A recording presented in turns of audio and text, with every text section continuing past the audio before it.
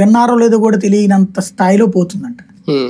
అదే సందర్భంలో ఏదో అర్జెంటుగా వేరే పనికి వెళ్ళబోతా ఉన్నప్పుడు నాకు ఒకటన్నా తొందరగా ట్యూన్ చేసి ఇవ్వమంటే చకచక కొట్టించినవి అవి బూస్ట్ అయ్యి ఇప్పటికీ వైరల్ అవుతున్నాయి ఉన్నాయట.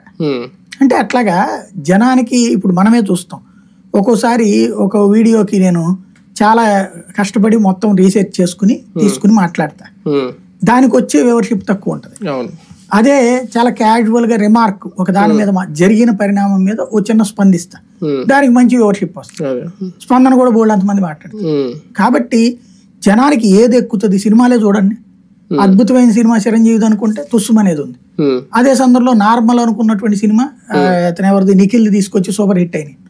కాబట్టి జనం ఏ క్షణంలో ఎట్లా ఉంటది, జిహ్వకి బోలెడు రుచులు అంటారు, అట్లాగే మనిషి ఆలోచనని పసిగట్టడం అనేటువంటి చాలా కష్టం.